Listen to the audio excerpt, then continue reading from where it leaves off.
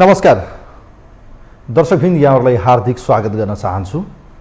म नवराज तानुक। यो टेलिभिजनको यो विशेष सन्दर्भमा हामी देशको समग्र राजनीति विषयवस्तु र समसामयिक घटनाक्रमको बारेमा सही र सठिक विश्लेषण गर्ने प्रयास कार्यक्रममा गर्दै आएका छौँ र विशेषतः यतिखेर चुनावको मिति नजिकै छ। अब 23 दिन बाँकी छ र 5 वर्षपछि आवधिक निर्वाचन, यो यतिखेर स्थानीय सरकारको नयाँ नेतृत्व र कयौं पुराना अनुहारहरू पनि रिपिट हुने देखिन्छ। तर यस्तो विषम परिस्थितिमा चाहिँ एकातिर चाहिँ जनताले आफ्नो मताधिकार प्रयोग गरी कस्ता व्यक्ति चयन गर्छन् त्यो एउटा गर्वको विषय रह्यो। तर यतिखेर जुन राजनीतिक ध्रुवीकरण छ, यो ध्रुवीकरणले भने जनतासँग विकल्प खासै देखिएको छैन। कालो रोज्ने या गोरो रोज्ने या राइट या लेफ्ट भन्दा अर्को देखिँदैन। तर विकल्पको रूपमा केही साना दलहरू पछिल्लो समय अब के विकल्पको रूपमा देखिन सक्लान्, जसको पछिल्लो समय जनाधार हेर्दा, आमसभाहरू हेर्दा यति धेरै पपुलारिटी जस्तो पनि लाग्छ। त्यसको पछाडिको कारण के? उसको एजेन्डा या व्यक्ति?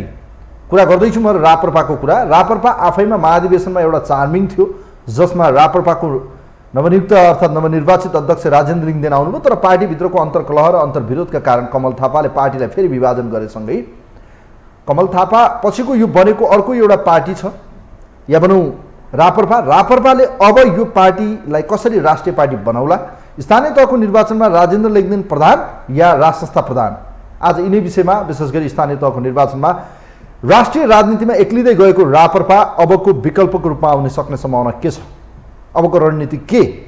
यिनै विषयमा कुराकानी गर्न हामीसँग राप्रपा प्रवेश गरेका हालसालै मात्र उहाँ एउटा स्वतन्त्र व्यक्ति हुनुहुन्थ्यो, लामो समय प्राध्यापक पेसामा पनि लाग्नुभयो। आज हामीसँग प्राध्यापक डाक्टर रामप्रसाद उप्रेती हुनुहुन्छ। उहाँसँग हामी यो समसामयिक राजनीतिक घटनाक्रमको बारेमा र विशेष गरी राप्रपाको अबको रणनीति के, म उहाँलाई वेलकम गर्न चाहन्छु। डाक्टर साहब, वेलकम, यहाँलाई स्वागत छ। यो टिभीमा दोस्रो पटक आउने अवसर दिनुभयो, धन्यवाद भन्न चाहन्छु। आराम हुनुहुन्छ? एकदम ठिक छ। स्वतन्त्र भएर जिउनु र एउटा पार्टीको चाहिँ लगाम लगाएर बस्नु या एउटा कार्यकर्ता भएर हिँड्न थाल्नु भएको छ। हिजो तपाईँ आजाद हुनुहुन्थ्यो, अर्थात् हजुर स्वतन्त्र हुनुहुन्थ्यो। हजुर। अब एउटा पार्टीभित्र बसेर कसम खाएर हजुर तपाईँहरूले चाहिँ त्यसको विधि विधान नीति निर्देशन मान्ने एउटा कसम खाएर तपाईँहरू अगाडि हिँड्नु भएको छ। कतिको फरक पाउनुभयो हिजोको तपाईँको त्यो सोसल स्ट्याटस र अहिले आफूलाई चाहिँ एउटा राजनीतिक कर्मीको रूपमा उभ्याइरहँदा के फरक पाउनुभयो? इन्डिभिजुअल तपाईँको विचार मैले जान्न चाहेको। म चाहिँ एक किसिमले राजनैतिक प्राणी नै थिएँ। जीवनका 40-50 वर्षहरू मैले मुलुकमा केही हुन्छ कि भनेर आफ्नो पढाइको साथसाथै खर्चेको मान्छे हो। बिचमा म अब यसरी भएन, म स्वतन्त्र नागरिक मात्रै भएर राष्ट्रमा योगदान पुर्याउँछु भनेर खटेको पनि हो। पछिल्ला दिनहरूमा होइन, एउटा कुनै न कुनै पार्टी चाहिन्छ कि भनेर एकीकृत शक्ति नेपाल जन्माएको पनि हो। अनि हामी जस्तै उस्तै एजेन्डा भएका धेरैवटा पार्टी भएको कुरो थाहा भयो र मिलाउन सकिन्छ कि भनेर जमर्को गरेको पनि हो र अहिले मिल्ने क्रम छ। पछिल्ला दिनमा यस मुलुकमा एउटा जनजातिको छोरो यसरी उदायो, ऊ पार्टीभन्दा माथि पुगिसक्यो। पार्टीभन्दा पनि माथि पुगिसकेको हुनाले र नेपाली जनताहरूले विकल्प पनि खोजिराखेको हुनाले यही बेलामा हामीले साथ दिउँ र विकल्प दिउँ, मुलुक जोगाउँ, मुलुक बनाउँ भन्ने लागेर म चाहिँ अहिले राजेन्द्र लिङ्गदेनज्यूले लिड गर्नुभएको राप्रपामा। त्यसो भए तपाईँ राप्रपा कि राजेन्द्र लिङ्गदेनको चाहिँ एउटा कार्यकर्ता? म चाहिँ अहिलेको हिसाबमा भन्नुहुन्छ भने म पार्टीभित्र प्रवेश गरिसकेपछि पार्टीको कार्यकर्तै भन्नुपर्छ। तर त्यो पार्टीलाई जसले लिड गरिराखेको छ, त्यो लिड गर्ने मान्छे चाहिँ पार्टीभन्दा पनि अझै माथि देखेँ। यसको मतलब भोलि राजेन्द्र लिङ्गदेन रहनु भएन या उहाँले पार्टी छोड्नुभयो भने तपाईँ रहने कि नरहने? उहाँको एजेन्डा रहेन।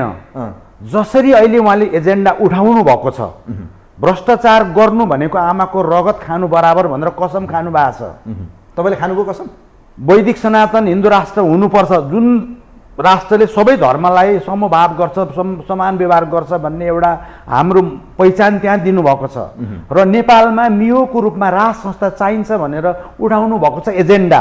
आज मात्रै स्थानीय चुनावको लागि घोषणा थियो, त्यहाँ पुगेर आए र उहाँका एकछिनपछि आउँला त्यो विषय। हजुर, त्यसो भएको हुनाले जबसम्म ती एजेन्डा त्यो पार्टीमा छन्, जबसम्म ती एजेन्डाहरू इमान्दारितापूर्वक त्यो पार्टीमा रहन्छन्, तबसम्म मात्रै त्यो पार्टीमा छु। यदि ती एजेन्डा छैन भने म बाँधिएको साङ्लाले बाँधिएको छैन। डाक्टर साहब, पोइन्ट सुड बी नोटेड। हजुर, यो एजेन्डा हिजो कमल थापाले बोकेको थियो, त्यो बेला तपाईँ कमल थापाको पक्षमा हुनुहुन्थेन। आज यही एजेन्डा चाहिँ राजेन्द्र लिङ्गदेनले बोक्दाखेरि तपाईँ कसरी राजेन्द्र लिङ्गदेनको अब बडा राम्रो कुरो भन्नुभयो। भ्युअर्सहरू धेरै हुनुहुन्छ, यो लाइभ टिभी सो इमान्दारितापूर्वक एउटा प्रोफेसरले बोलाउँ। मैले हिजोका दिनमा मैले मात्रै होइन, मेरा परिवार, मेरा छिमेकीले यो एजेन्डा बोकेको हुनाले गाईलाई चिन्न हालौँ भनेर गाईलाई चिन्न हालेको कसम कसम खाँदै भन्छु तपाईँलाई। त्यसकारण त्यो एजेन्डाले 27, 28, 30 कति सिट जित्यो पनि, 25, 26, 24, 25 जित्यो पनि। पछिल्ला दिनमा उहाँले यदि नोट अफ डिसेन्ट लेखिदिएको भए, यी मेरा एजेन्डा होइन, धर्मनिरपेक्षता, गणतन्त्र र राष्ट्र संस्था मास्ने मेरो एजेन्डा थिएन, म नोट अफ डिसेन्ट लेख्छु भनेर यदि कमल थापाले लेखेको भए उहाँ फुटपाथमा पुग्नु हुने थिएन। 2/3 मेजोरिटी चाहिँ उहाँले पाउनुहुन्थ्यो। अर्थात् नेपाली जनताको अभिमत भनेको संवैधानिक राजा, वैदिक सनातन हिन्दू राष्ट्र र भ्रष्टाचार मुक्त कुरा हुन्। त्यसकारण ती एजेन्डा मन पराएको व्यक्ति विशेषको कुरा छैन। तर अहिले राजेन्द्र लिङ्गदेनजीले चाहिँ राम्रोसँग उठाउनु पनि भयो र उहाँको एउटा इन्टरभ्यू मैले धेरै वर्ष अगाडि हेर्दाखेरि नै म प्रभावित भएको हो। यस्तो मान्छेले मुलुक हाँक्न पायो भने चाहिँ मुलुक बन्छ, धोका दिँदैन, राष्ट्रमा गद्दारी गर्दैन भन्ने मेरो हातमा विश्वास। कमल थापा नेता थिएन, राजेन्द्र लिङ्गदेन नेता हो, तपाईँको विश्लेषण? कमल थापा अपर्चुनिस्ट हुनुहुँदो रहेछ भन्ने कुरा पछिल्ला दिनमा उहाँले आफै भनिसक्नुभयो, हामीले भन्नै पर्दैन। आफ्नो पार्टीमा एकचोटि हार्दैमा पार्टी नै छोड्नुपर्ने, मलाई निर्मल निवासले हरायो भन्दै अर्कालाई सराप्नु पर्ने, आफ्ना मतदाताहरूको अपमान गर्नुपर्ने मान्छे कति अपर्चुनिस्ट। एउटा एजेन्डा उठाएर चुनाव जित्ने, प्रधानमन्त्री हुनको लागि आफ्नो एजेन्डालाई कुल्चिने कति अपर्चुनिस्ट। त्यस्तो मान्छेहरू गइदिएको हुनाले र इमान्दार मान्छेहरू त्यहाँ देखिएको हुनाले हामीले साथ दिउँ। अन्तिम पटक पछि मुलुक नरहन सक्छ। मुलुक जोगाउने थापाले अहिले के भन्नु भएको छ भने राज संस्था अब यो देशमा फर्किँदैन है, त्यो असम्भव भइसक्यो भने कसले भनेको? कमल थापाले भन्नुभयो। कमल थापाको के कुरो? कमल थापा आफै सिद्धिसक्नु भयो र एउटा सूर्यतिर कता कता चिन्ह द्याउन, एक सिट द्याउन भन्दै भिख माग्दै हिँड्नु भएको छ। उहाँको अर्थ छोडिदिनु न, उहाँले राजतन्त्र न ल्याएको हो न जोगाएको हो। बरु कालो सर्प जस्तै राजदरबारले त कालो सर्पलाई दुध खुवाएर पालेको रहेछ। बल्ल चिनेर बल्ल निस्किनु भयो उहाँले बचाएको होइन, राज संस्था नेपाली जनताले। राज संस्थाले सही टाइममा चाहिँ मान्छे चिन्ने मौका पायो त्यसो भए यो निर्वाचनमा? त्योभन्दा अगाडि नै चिन्नु पर्थ्यो होला, अब झुक्किए पनि होला। तर राज संस्थाको कमल थापालाई अहिले हराउनमा रोल म देख्दिनँ। बरु इमान्दार राप्रपाका कार्यकर्ताहरूले चिने मान्छे। यो राज संस्थाको विषय तपाईँहरूले कुरा कोटाइरहनु भएको छ। यो एजेन्डा अहिले पनि राप्रपाको संस्थागत एजेन्डामै छ। हजुर। तर कमल थापाले के भन्नु भएको छ भने अहिलेको परिस्थितिमा हेर्नु भने राज संस्थाको अब यो देशमा भविष्य छैन, राज संस्था आफैले गर्दा यो सम्भावना पनि छैन। आज मैले जुन बाटो हिँडेको छु यो बाटोमा ढिलो चाँडो तपाईँहरू पनि फर्किनुहुन्छ भन्ने उहाँको एउटा दृढ सङ्कल्प र तपाईँहरूलाई आह्वान पनि उहाँले गरेको मैले सोसल मिडिया र ट्विटमा देखेँ पनि। कमल थापालाई मैले जब उहाँको त्यो मुसाको जस्तो प्रवृत्ति भन्छ, जुन जहाजमा पस्यो त्यहाँ पाल पारिदिने, पानी डुबाइदिने, त्यो प्रवृत्ति धेरै अगाडि नै चिनेको हुनाले यी अपर्चुनिस्ट हुने मान्छे भन्ने मलाई लागिराखेको थियो। ती मान्छे आफै सकिए, आफ्नो परिचय आफै दिए। त्यसो भएको हुनाले उनका कुरा सुनिराखिँदैन। अहिले जल्दो बल्दो कुरो सिरियसली कसले उठायो? अहिलेका मान्छे त्यति मूर्ख छैनन्। यसको भन्नुको मतलब तपाईँ राप्रपामा तबसम्म हुनुहुन्छ जबसम्म राज संस्था र हिन्दू राष्ट्रको पक्षमा राप्रपा छ। भ्रष्टाचार गर्दिन भन्छ र सत्तामा पुगिसकेपछि भ्रष्टाचारीहरूलाई कारबाही पनि गर्छ। पञ्चायत कालदेखिका भ्रष्टहरू यो कुरा कति मान्न तयार हुन्छ डाक्टर साहब? तपाईँ यो देशको राजनीतिक अहिलेको ब्युरोक्रेसी र राजनीतिको हितचित्त जस्तो मिलेको देख्नुहुन्छ नि तपाईँ? यो देशमा भ्रष्टाचार नगरिकन नेता बन्न सकिन्छ, पदमा पुग्न सक्छ, बन्छ? अहिले त्यस्तो देखिन्छ। अहिले ब्याङ्कमा पैसा छैनन्, नेताहरूसँग पैसा छन्। नेताहरू सिधै भन्न थाले म यसलाई किन्छु, म यसलाई किन्छु भनेर नेपाली जनतालाई, नेपाली दाजुभाइ दिदीबहिनीहरूलाई भेडा बाख्रा जस्तो ठान्नु भएको छ। किनभने उहाँहरूलाई कानुन लाग्दैन, उहाँहरूलाई अख्तियारले पक्रिँदैन, उहाँहरूलाई न्यायालयले केही गर्न सक्दैन, उहाँहरू यति सुप्रिम हुनुहुन्छ, यति धेरै धनी हुनुहुन्छ र यति धेरै आडम्बरी हुनुहुन्छ कि नेपाली जनतालाई गनेकै छैन। यो कुरा नेपाली जनताले बुझिसके। त्यसकारण चुनाव आउँदैछ त पर्ख्यौँ न, अलिक दिन धैर्य गरौँ। तपाईँलाई कति विश्वास छ? तपाईँले जुन व्यक्तिको नाम लिइरहनु भएको छ, राजेन्द्र लिङ्गदेन, हजुर, राजेन्द्र लिङ्गदेनले राज संस्था फर्काउने हो या रापरपाले फर्काउने हो? नेपाली जनताले। Clear cut. Clear cut. Nepali जनताले कहिले फालेका थिए? नेपाली जनताले कहिल्यै पनि राज संस्था फालेको होइन। नेपाली जनताले कहिल्यै पनि यो निरपेक्षता मागेको होइन। नेपाली जनताले कहिल्यै पनि गणतन्त्र भनेका थिएनन्। 62-63 का आन्दोलनमा नपरेका एजेन्डाहरू घुसाइया छन् यहाँ। त्यसकारण त्यहाँ बेइमानी भयो। त्यसकारण नेपाली जनताले कुरा बुझे र संवैधानिक राजा चाहियो, कार्यकारी प्रधानमन्त्री चाहियो। अबको कार्यकारी प्रधानमन्त्री यो टिभी लाइभबाट बोल्दैछु, देशभरि हेर्नुभएका सबै दाजुभाइ दिदीबहिनीहरू र संसारभरिका दाजुभाइ दिदीबहिनीहरूलाई हात जोड्दै अपिल पनि गर्न चाहन्छु, एकचोटि कार्यकारी प्रधानमन्त्री बनाइदिनुस् राजेन्द्र लिङ्गदेनलाई। मुलुक बन्छ, मुलुक 100% बन्छ। हाम्रा निराशाका दिन जान्छन्। यो मिस्टेक गऱ्यौँ र फेरि पनि हिजो हामीले परापूर्व कालदेखि तिनै मान्छेलाई हालेको, त्यही दलहरूलाई हालेको भनेर आफ्नो स्वाभिमान बिक्री गर्दै तिनै मान्छेहरूलाई फेरि सत्तामा ल्याउनु भयो भने ढिलो हुन्छ। 5 वर्षपछि मुलुक नरहन पनि सक्छ। तपाईँले त अहिले भनिरहँदा राजेन्द्र लिङ्गदेन भने वैकल्पिक राजनीति र एउटा नयाँ उदाउँदो र अर्कोतिर हेऱ्यो भने अहिलेका मेजर दलहरूको विकल्पको रूपमा रापरपा हो भनेर हजुर हो 100%। र नवराजी अझै उक्लिदिन्छु, ती दलहरू सबै एकै ठाउँमा जुटेर आए पनि हुन्छ। भन्नुको अर्थ अहिले उहाँहरूको जुन गठबन्धन छ योबाट तपाईँहरू आत्तिनु भएको छैन? त्यो गठबन्धन अझै पुगेन। एमालेहरू सबै माओवादी त्यो जति पनि छन् नि सबै मिलेर आओ, तिमीहरू गठबन्धन बनाएर आओ। नेपाली जनताले कार्यकारी प्रमुखको रूपमा राजेन्द्र लिङ्गदेनलाई बनाउँदैछ। तर अहिलेको निर्वाचन प्रणालीले त कार्यकारी खोज्या छ र? हामी त संसदीय व्यवस्थामै छौँ। धेरै मोडालिटिजका कुरा छन्, अहिले त्यतापट्टि नजाउँ।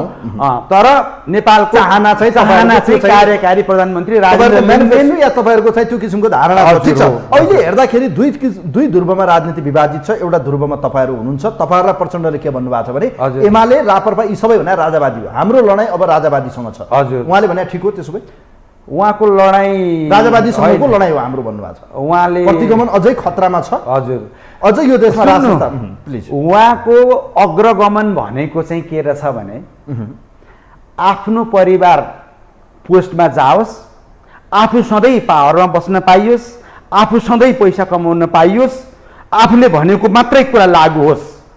कि घाइतेका बेपत्ता भएका शहीद भएका मान्छेको कुरा छैन यहाँ। त्यसलाई उहाँले अग्रगमन देख्नु हुँदो रहेछ।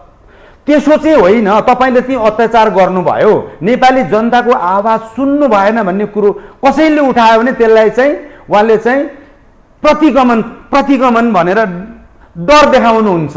ल प्रतिगमन भने प्रतिगमन सही, प्रतिगमन उठो, तपाईँ अग्रगमनमा हिँड्नुहोस्, प्रतिगमनकै नाम हामीहरूलाई दिनुहोस्, हामी त्यसमा जुटेर तपाईँहरूले गर्नुभएका व्यथितिहरू बाहिर ल्याइदिन्छौँ। यदि उहाँले भनेको प्रतिगमन भनेको त्यो हो भने नेपाललाई माया गर्नु प्रतिगमन होइन, अन्यायको विरुद्धमा बोल्नु प्रतिगमन होइन। उपलब्धिलाई उल्ट्याउनु नै प्रतिगमन हो। प्राप्त उपलब्धि भयो के? गणतन्त्र आयो, गणतन्त्र आएर पायो के? हामीले फाल्यो। आज संघीयता छ, समानुपातिक समावेशी, यी धेरै सबै कुराहरू सुन्नु, यो सबै यो वर्गका चाहिँ अधिकारलाई आज हामीले कुण्ठित गरेका थियौँ। आज राजाले भन्दा पनि आज हामीले खुला गरिदिउँ भन्नु। सुन्नु, त्यो केही पनि थिएन। राजा महेन्द्रले योभन्दा धेरै अग्रगमनका कुरा ल्याएका थिए। छुवाछुत पनि सकेको थियो, भूमि सुधार पनि ल्याएको थियो, दुनियाँभरि गरेका थियो, मुलुकलाई संसारभरि चिनाएको पनि थियो। 18 सालदेखि 28 सालसम्ममा मुलुकलाई धेरै कुरामा आत्मनिर्भर गराएको पनि थियो।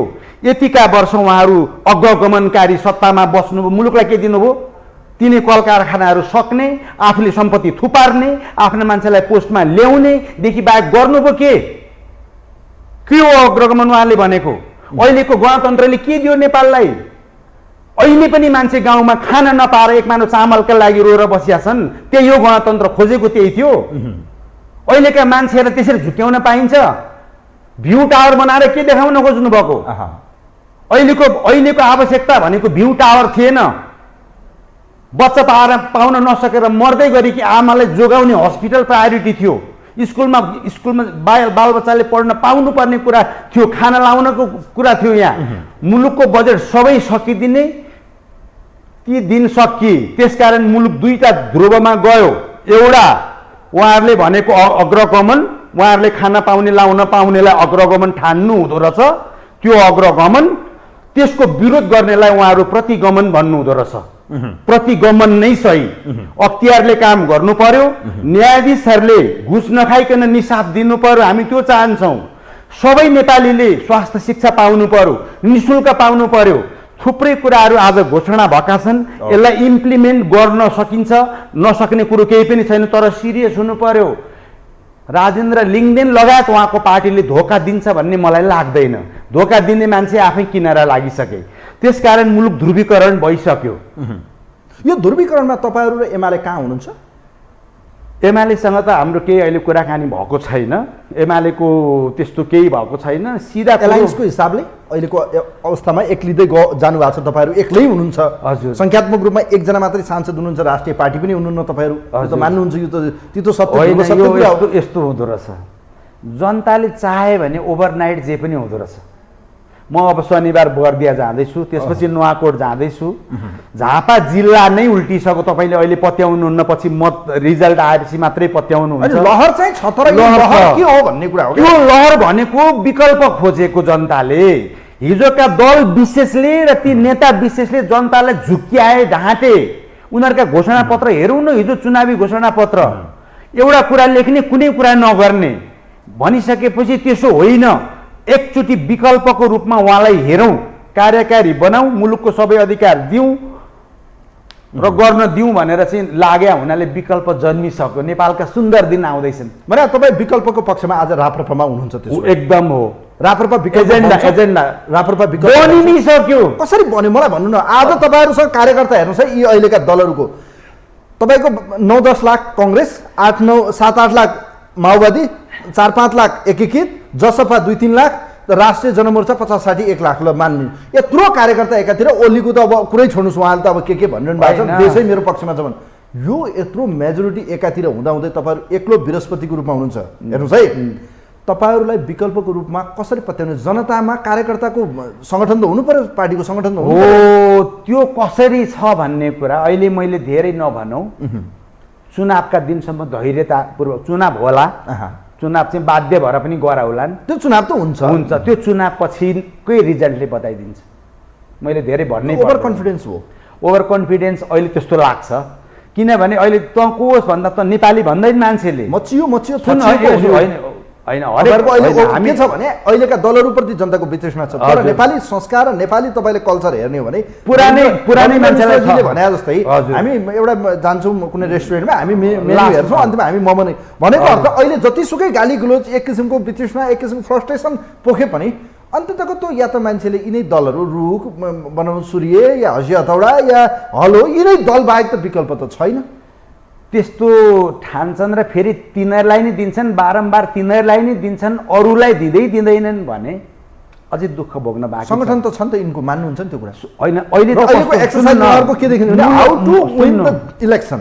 उहाँहरूको गोल नै त्यही छ। अहिले दल विशेषले नेपालमा नेपाली नै देखाएको छैनन्। काङ्ग्रेसले काङ्ग्रेस मात्रै देख्छ, कम्युनिस्टले कम्युनिस्ट मात्रै देख्छ। अरू त नेपाली खोइ भन्दा नेपाली नै छैन हो नि।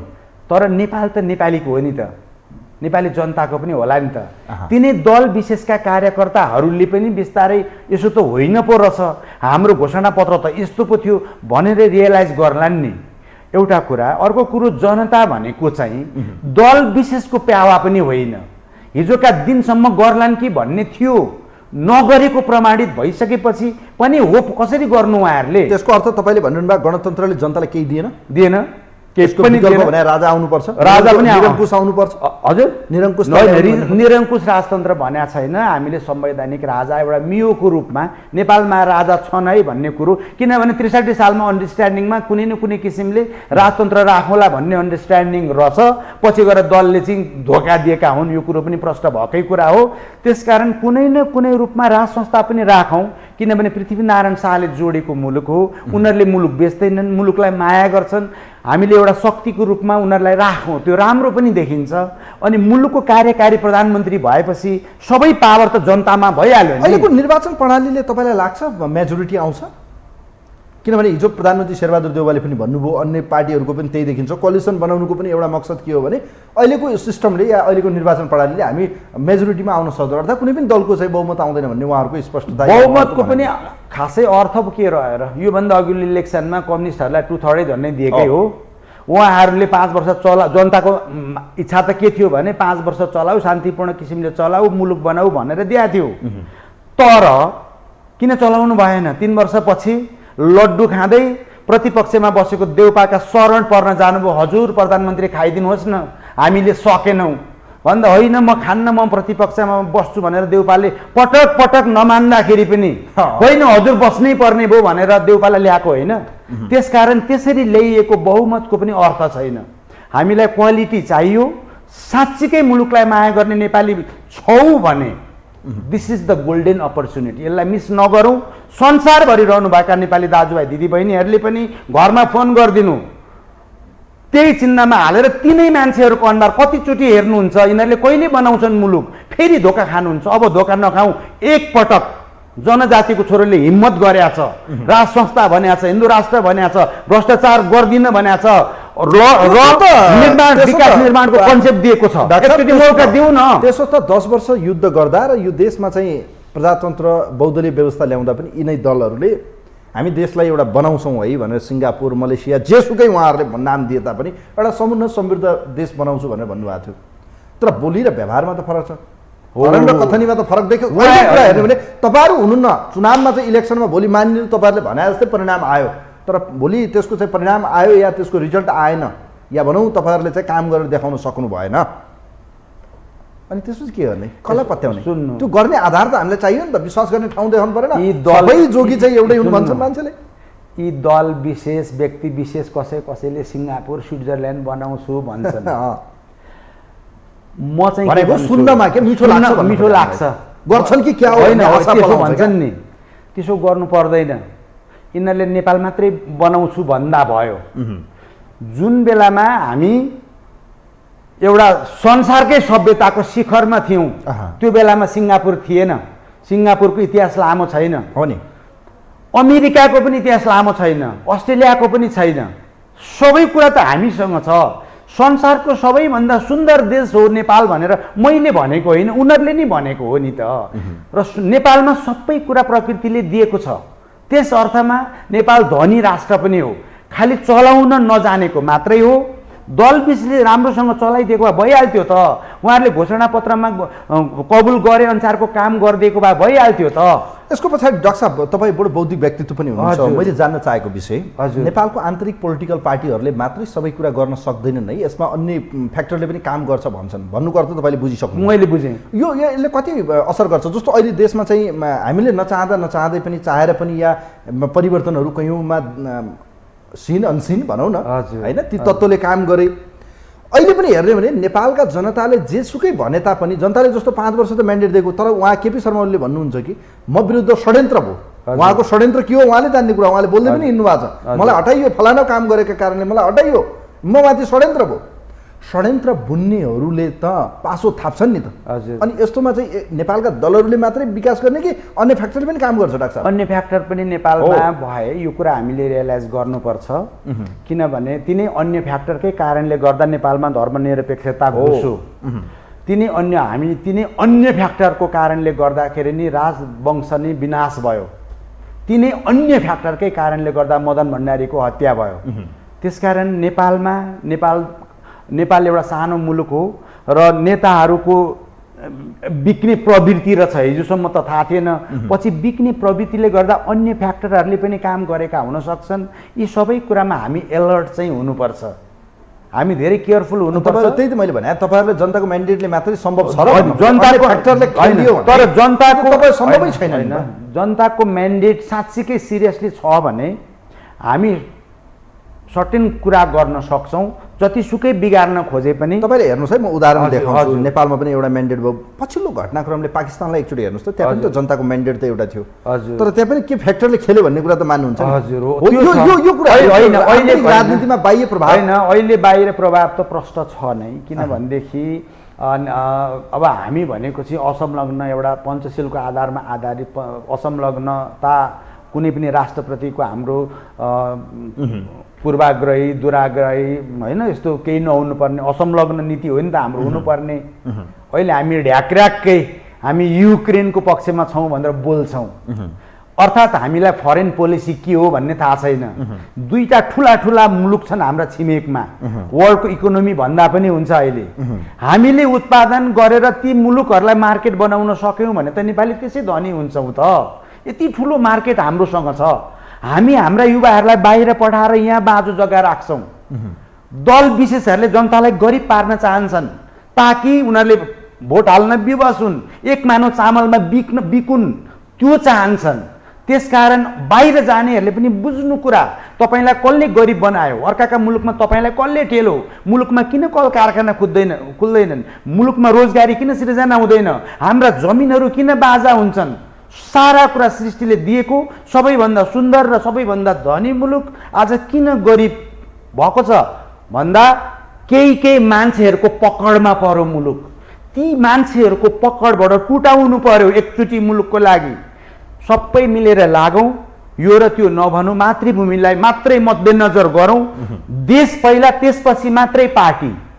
देशलाई चाहिँ एक नम्बरमा राखौँ न पहिला, सबै नेपालीले बनिहाल्यो। पार्टी त सेकेन्डरी कुरा, पार्टी त सेकेन्डरी, मुलुक बचेन पार्टी। हेर्दाखेरि पनि मेजर दलहरूले एउटा रियलाइजेसन के गरिरहनु भएको छ उहाँहरूले भने, जस्तो प्रचण्ड, देउबा या माधव नेपालहरूले, अब हामी देश बनाउँछौँ, हामीबाट हिजो जे जसरी भए पनि राजनीति परिवर्तन गऱ्यौँ, हामीबाट गल्ती पनि भयो, जनताका एजेन्डा हामीले छोडेछौँ, अब एउटा अन्तिम मौका हामीलाई दिनु पर्यो, हामी चाहिँ बनाउँछौँ भनेर उहाँहरूले हार गुहार गर्दै। हजुर, उहाँहरूलाई पत्याउने कि तपाईँहरूलाई पत्याउने? होइन, अब जनताहरूले उहाँहरूलाई नै पत्याउनुहुन्छ, उतै मत हाल्नुहुन्छ भने त्यो स्वतन्त्रता अहिलेका जनतामा छ।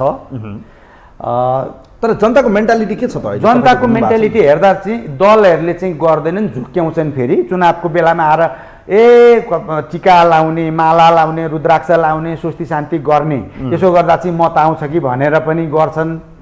यिनीहरूले हामीलाई झुक्क्याएको हो भन्ने कुरा पनि अब बुझिया छन्। तपाईँले हिजो हेर्नुभयो होला माधव नेपालजीको घोषणापत्र हेर्नुभयो? हजुर। निःशुल्क स्वास्थ्यदेखि खानेपानीसम्म विद्युत युनिटहरू फ्री। होइन, उहाँले 15 वर्ष जति पार्टी चलाएको पनि देखेकै हो, उहाँ आफै प्रधानमन्त्री हुँदा पनि देखेकै हो। यी सबै टेस्टेड हुन् एन्ड फेल हुन्, भनेको कुरा नपुर्याउने हुन्। त्यसकारण हामी जस्तो मान्छेहरू जाग्नु पर्यो, अर्थात् नेपाली जनता कन्सियस हुनु पर्यो। हामीले हाम्रो नेतालाई नै विश्वास गर्न सक्ने स्थिति नभएको स्थिति छ अहिले। देख्ने बित्तिकै झुक्क्याइहाल्छन् कि भन्ने पो लाग्छ। भने यो फेल भयो, अब यिनलाई इक्जाममा बस्नै दिनुहुन्न भन्ने हो? एक्जाममा बसे हुन्छ नि त, त्यसकारण त तपाईँहरू सबै मिलेर आउनुहोस्। एक्लै आउँदाखेरि तपाईँहरूको हरिबिजोग हुन्छ। सबै मिल्नु न, एकै ढिक्का बनेर आउनु। यो त उहाँहरूको गठबन्धन जारी छ, उहाँहरू सहमति खोज्दै हुनुहुन्छ। तपाईँहरू त विकल्पको राजनीति यत्रो हुङ्कार बोकिरहनु भएको छ उप्रेतीजी। होइन, खै त तपाईँहरूको महानगरपालिका हजुर र उपमहानगरपालिकामा धेरै भन्दैन, काठमाडौँमा तपाईँहरूको उम्मेदवार को खै आजसम्म कति दिन बाँकी छ? 4 दिन बाँकी छ। अरू सबै होइन, अरू पार्टीले दिइसके अनि भइसक्यो नि त। लगभग हेर्नुहोस्, कङ्ग्रेसमा चाहिँ प्रकाश मानको बुढी आइसक्नुभयो, अनि अरू सुरज वैद्यजीको कुरा आइसक्यो उताबाट, एमालेबाट। तपाईँहरूको को हो भने बालेन हो? बालेन होइन, अब बालेन शाह होइन, सुन्नु, राप्रपाको आधिकारिक उम्मेदवार हो कि? सुन्नु, अहिले म त्यो यहाँको लोकल इलेक्सनमा कुन ठाउँमा के उम्मेदवारी भन्ने कुरा म गर्दिनँ। म एक त नयाँ भर्खर पसेको, सबैलाई मैले चिनेको पनि छैन। देशभरि मैले खालि सेन्टिमेन्ट हेरेको हो र त्यो पार्टीले उठाएको एजेन्डा हेरेको हो। र विशेष गरेर राजेन्द्र लिङ्गदेनज्यूले धेरै वर्ष अगाडि भनेको इन्टरभ्यू मन परेको पनि हो र मैले जनजातिलाई विश्वास गरेको पनि हो। जनजातिले मात्रै बनाउँछन् यो मुलुक, अरूले बनाउँदैनन्। विशेष गरी म त ब्राह्मण, हेर्नु, मुलुक बिगार्ने दोष कसैलाई दिन्छ भने पहिला म ब्राह्मण भन्ने जातिलाई दिन्छु क्या। बडा जाली, बडा झेली, बडा कप्टी, बडा झुक्क्याउने, बडा स्वार्थमा लिप्त हुने, आफू मात्रै खाने, त्यस्तो देखिएको हुनाले जनजातिहरूले पाए भने मुलुक बनाउँछन्, मुलुक बेच्दैनन् भन्ने मेरो विश्वास हो।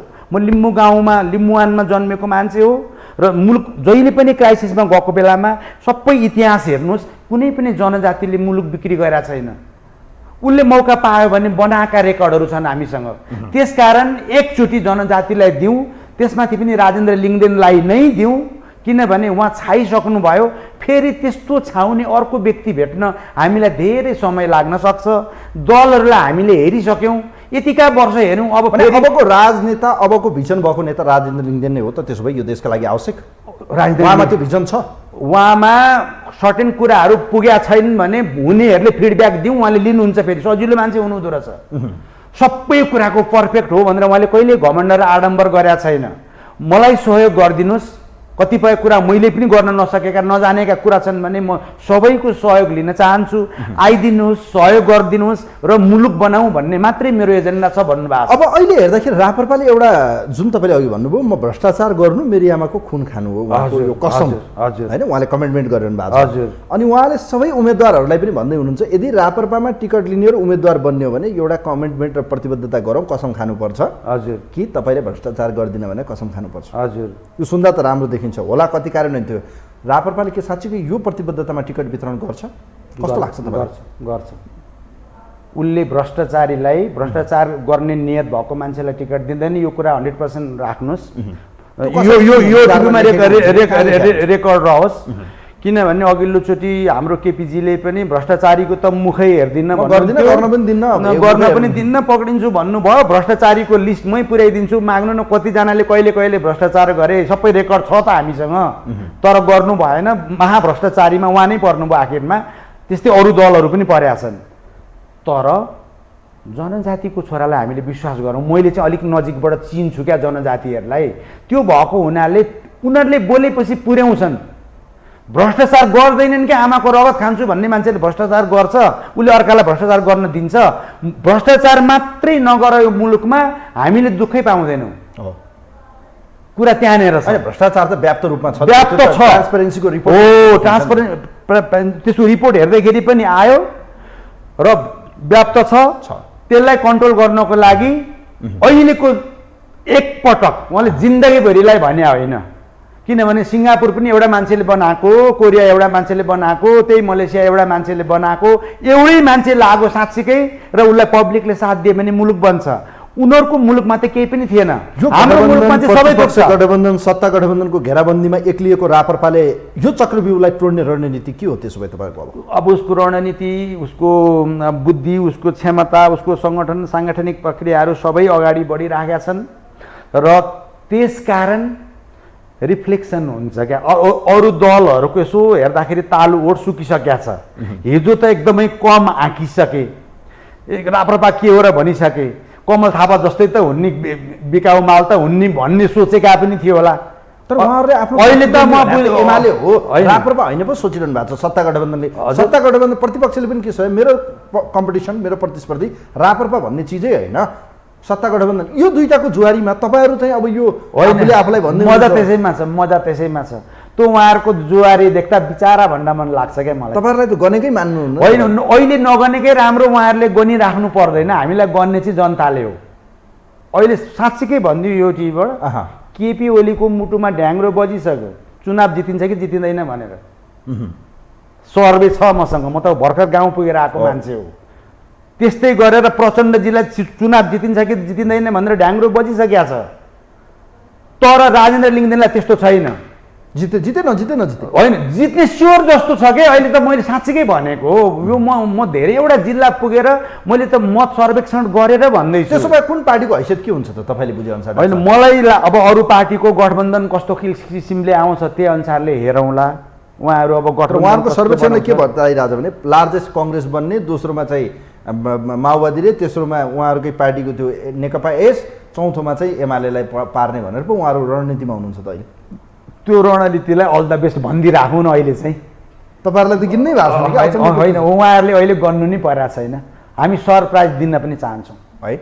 कमल थापाले कति घाटा गर्छ योपालि रापरपाको फुड? कमल थापाले तपाईँहरूको मत कति काट्छ? किनभने उहाँले त देशभरि सङ्गठन बनाइसक्नुभयो। कमल थापाले 1500 मत काट्नु होला प्रत्येक ठाउँमा? होइन, जम्मा देशभरिमा। त्यति मात्र? त्यति गर्नुभयो भने पनि धेरै काटेको ठान्छु म। तर ओलीसँग मलाई त्यो कमल थापाको ओलीसँग मिलेर तपाईँहरूभन्दा ठुलो ओली जीसँग चाहिँ मिलिदिइहाले हुन्थ्यो भन्छु, किनभने त्यसपछि चाहिँ सूर्यको मत पनि काटिन्छ। तपाईँले कत्रै कुरा गर्दै हुनुहुन्छ। अब कुरा गरौँ सूर्यमा हाल्ने मान्छेले पनि कमल थापालाई भित्र्याएर मत हालेछन्, उसलाई त बुझिसके नि यो मान्छे एजेन्ट हो, बिक्रीवाला माल हो, यो पसो यहाँ सत्ताका लागि पसो भन्ने बुझ्दैनन् त्यहाँका मान्छेले। त्यसकारण सूर्य चिन्हमा उहाँ उठ्नु, किन सूर्य चिन्हमा हिजो पद्मरत्नजी हुँदा उठाउने मान्छे यी हात हुन् कि यी हात। तर उहाँ कहिले एमाले बन्नु भएन हो, तर ढ्यापै सूर्य चिन्ह लिनुभयो। यो हातले मनमोहन अधिकारीलाई प्रधानमन्त्री बनाउँदाखेरि चुनावको संयोजक हो, म जीवनको अधिकांश वर्ष लगाएको पार्टी हो, तर त्यो बनेन, पार्टीले बनाएन मुलुक। त्यसकारण राजेन्द्र लिङ्गदेनज्यूमा मैले होप देखेँ, एउटा यस्तो किसिमको होप, सरप्राइज हुने किसिमको होप आगामी इलेक्सनले बताउँछ। तपाईँ राजा हेरेर जानुभयो कि राजेन्द्र लिङ्गदेन हेरेर? मैले धेरै अगाडि नै भनिसकेका छु, नेपाल बचाउने, नेपाल जोगाउने हो भने संवैधानिक राजा चाहिन्छ, इमान्दार जनजातिको मान्छे कार्यकारी प्रधानमन्त्री पनि चाहिन्छ। फेरि ब्राह्मण थरको मान्छे गयो भने झुक्क्याइहाल्छ त्यसले। पहिला आफ्नो छोरी बुहारी, जुवाई जेठान, मामा भान्जो भतिजो भाइ उसलाई ल्याउँछ पहिला। अर्को कुरो, यिनीहरूले भिसी नियुक्ति गर्दाखेरि त पैसा खान्छन्, त्यो रेकर्ड छ अख्तियारमा, म देखाइदिन्छु, मैले त्यसै भने होइन। एकाडेमिक ठाउँमा भिसी बनाउँदा पैसा खान्छन् भने कति कति दरिद्र रहेछन् यिनीहरू। नेपाली जनताले फेरि पनि यिनै दलहरूलाई भोट हाल्नु भनेको आफ्ना खुट्टामा बन्चरो हान्ने बराबर हो। त्यसकारण मौका दिनुहोस् एकपटक राजेन्द्र लिङ्गदेनको पार्टीलाई, राजेन्द्र लिङ्गदेनलाई, किनभने उहाँले देशलाई साँच्चीकै माया गर्नुभएको हो। म राप्रपा भएको भन्दा पनि म नेपालवादी भएको, म नेपालमा चाहिँ पसेको, यो मुलुकलाई माया गरेको, र मेरो स्वार्थ पनि छैन। पछिल्लो समय ज्ञानेन्द्र शाही, ज्वाला सङ्ग्रौला तपाईँहरू प्रवेश गर्नुभएको छ त्यहाँ। हजुर, तपाईँहरू अभियन्ता हुनुहुन्थ्यो, स्वतन्त्र हुनुहुन्थ्यो, अहिले एकाएक राजनीतिकमा तपाईँहरू प्रवेश गर्नुभएको छ कि अबको भविष्य राप्रपामा राजेन्द्र लिङ्गदेनको ब्याकबोन भनेकै तपाईँहरू हो त? त्यसो भए तपाईँहरूकै घरमा चाहिँ तपाईँहरूले नै हाम्रो होइन, हामीले त मनमा लागेको 15 वर्ष पुग्दा त सक्नु भएन। अब तपाईँहरू जो चाहिँ हिजोका स्वतन्त्र व्यक्तिहरू आएर राजसंस्था फर्काउनुहुन्छ भनेर कसरी विश्वास गर्नु? होइन, त्यो देशको माहौल चेन्ज हुन सक्छ। हामी भनेको सहयोगीका रूपमा गएको हो, म भनेको त विशेष गरी सहयोगीका रूपमा गएको पो हो, र मेरो कुनै अपेक्षा पनि छैन यो दिनुहोस् ऊ दिनुहोस्, न पोस्ट मागेको छु, न भोलि मन्त्री नै बनाइदिनुहोस् भनेको छु, किनभने मलाई त्यो चाहिएन। भए सांसद होइन, मलाई त्यो पनि चाहिएन। मलाई चाहिँ मेरो मुलुक चाहियो, मेरा मुलुकका भ्रष्टाचारीहरू थुनिएको हेर्न चाहन्छु। कसले भ्रष्ट, अरबौँ र खरबौँ छ तिनीहरूसँग, आयो कहाँबाट? सम्पत्तिको स्रोत देखाउनु परेन? अनि हामी चाहिँ प्रोफेसर पनि हुने, डक्टर पनि हुने, जीवनभरि पसिना बगाउनु पर्ने, अनि हामीले चाहिँ सम्पत्तिको स्रोत देखाउनु पर्ने, उनीहरूले चाहिँ गर्नै नपर्ने, उनीहरूलाई उपचार गर्न अमेरिका र जापान पठाउनु पर्ने हामीले। नेपाली जनताले चाहिँ त्यो सुविधा नपाउने किन? ती आलिसान मल आए कहाँबाट? ती विशाल विशाल करोडौँ पर्ने गाडी आए कहाँबाट? ती गाडी कसको कसमा कुदाउँदैछौ? तिमीले हिजो सपना देखा, तिनै गरिब जनताको आँसु र पसिना बगेको त्यही पसिनामाथि र खुनमाथि ती गाडी चिप्लिँदैछन्। म एउटा सचेत नागरिक पनि बोलिनँ भने को बोल्छ? अबको दिन राजेन्द्र लिङ्गदेनको, अबको दिन नेपालीको, अबको दिन भ्रष्टाचार विरोधीहरूको in the real sense. Okay doctor साहब, अब अहिले देशको अवस्था तपाईँले देखेसँगै आर्थिक अवस्थाको बारेमा पनि कुरा गरौँ। हजुर, देश त अर्थतन्त्रको आर्थिक रूपमा हेऱ्यो भने टाँट पल्टिने अवस्थामा पुगेको छ। अहिले पछिल्लो समय गभर्नर र अर्थमन्त्रीको जुवारी पनि चल्यो। गभर्नरलाई अदालतले पुनर्बहाली या एक किसिमको बहाली त हुनु भएको छैन, तर उहाँको त्यो जुन बर्खास्ती या निलम्बनलाई चाहिँ स्टे अर्डर गरिदिएको छ। यो अवस्था हेर्दाखेरि देशको अर्थतन्त्र यस्तो हुनुको पछाडि कारण के? साँच्चीकै देश टाँट पल्टेकै अवस्था हो के लाग्छ? देश त्यसरी टाट पल्टिहालेको छैन र नेपाल कहिले पनि टाट पल्टिँदैन। हामी अरू मुलुक जस्तो होइन, नम्बर 1। नम्बर 2, त्यसकारण मन्त्री हुनुपर्छ भने त्यो विषयको विज्ञ हुनुपर्छ। अर्थतन्त्र बुझेको मान्छे मात्रै अर्थमन्त्री भएको राम्रो, शिक्षा बुझेको मान्छे शिक्षा मन्त्री भएको राम्रो, स्वास्थ्य बुझेको मान्छे स्वास्थ्य मन्त्री भएको राम्रो। हाम्रोमा त्यस्तो छैन। हाम्रोमा आफ्नो के आओस् नआओस्, एउटा प्रधानमन्त्री भइदियो भने उसले आफ्ना को छन् ल्याएर राख्ने। अनि उनीहरूको मकसद चाहिँ के भने मौका यही हो, कमाइहाल भाइ, जिन्दगीभरि दुःख गरिएको थियो, अब यही हो बेला कमाउने, पछि मन्त्री हुन्छ कि हुँदैन भनेर हिजो राजनीति सेवाका लागि गरेको थियो कि भविष्यमा गएर अरबौँ कमाउँछु भनेर गरेको थियो, त्यो दिन हेर्नु पर्यो। हिजोको त्यागलाई मात्रै नेपाली जनताले मानेका हुन्, आजको भ्रष्टाचारीलाई मानेका होइनन्।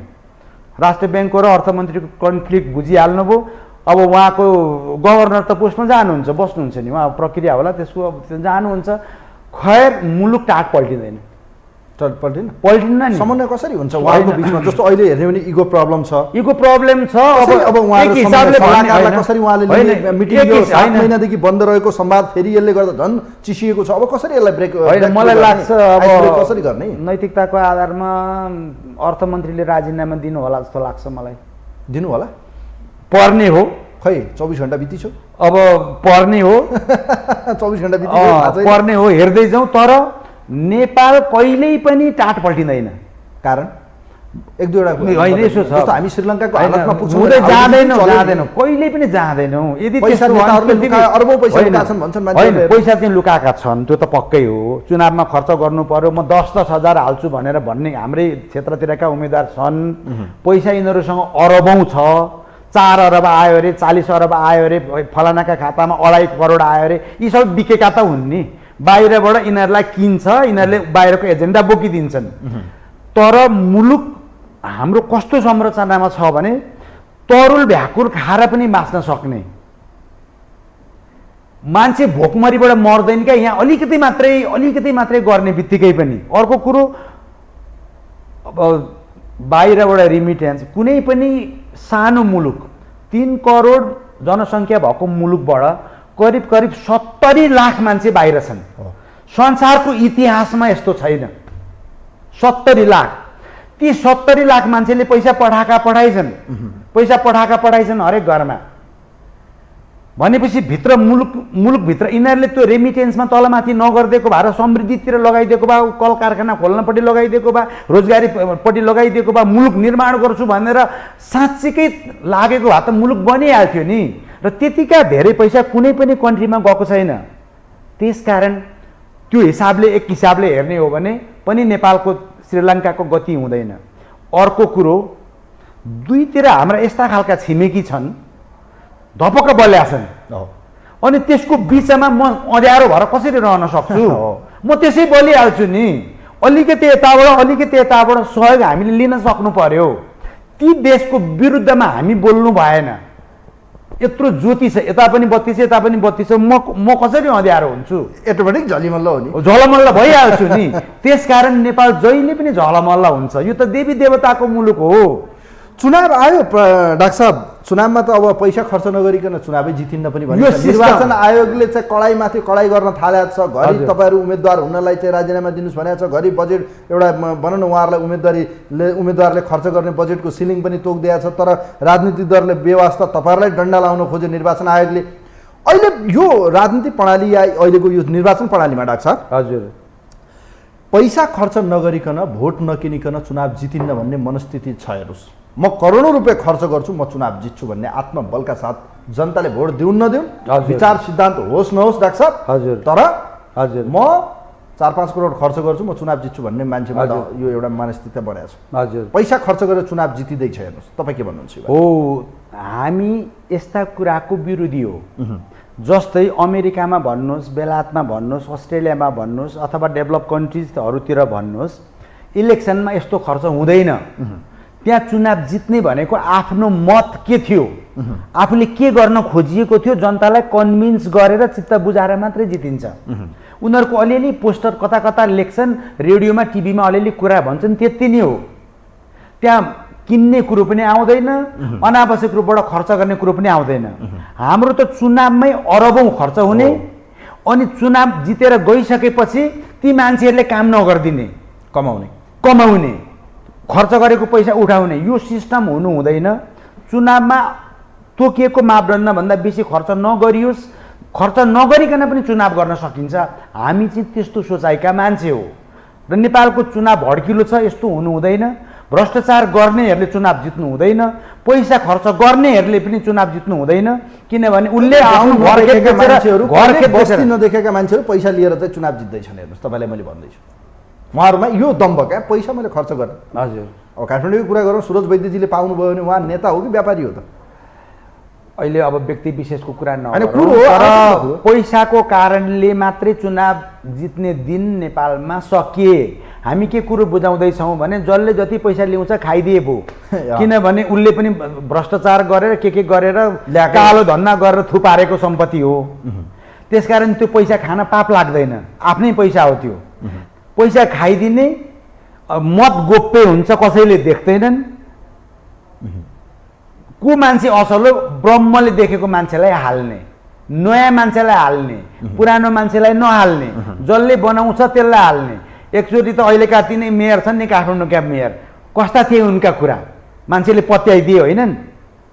अब त कहाँ छ, अब त हराइसके नि, जिरोमा गयो होइनन्? हस् डाक्टर साहब, समयले विचार दिनुभयो, धन्यवाद दिन चाहन्छु। यहाँहरूले बोकेको एजेन्डाले साँच्चीकै तपाईँहरूले सोचेअनुसार जनताले पत्याइदियो भने त त्यो त राम्रै भयो। तर यो अहिलेको देखिएको एकातिरको महागठबन्धन, अर्कोतिरको सानो गठबन्धनको बिचमा कहीँ यो साँडेको जुदाइमा बाछाको बिचाइ नहोस्। र यो टेलिभिजनलाई आजको यो विशेष सन्दर्भमा बोलाइदिनु भएकोमा नवराजी र होल टिमलाई म धेरै धन्यवाद दिन्छु, किनभने यही यो टिभीमा मलाई एकचोटि बोलाइदिनु भएको थियो इन्टरभ्यूमा।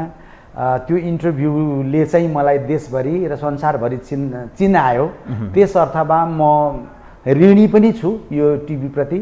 आज पनि त्यो मौका पाएँ, मनमा लागेको कुरा भन्न पाएँ। नेपाल आमाको जय हुन्छ, नेपाल आमाको जय होस्, मातृभूमि नेपाल आमाको असल छोरो भएर मर्न पाऊँ। सबै दाजुभाइ दिदीबहिनीमा यही विनम्रतापूर्वक अनुरोध छ। नयाँ वर्ष 2079 सालको शुभकामना पनि अलि ढिलो भए पनि। हस्, थ्याङ्क यू सो मच। हस्, थ्याङ्क यू।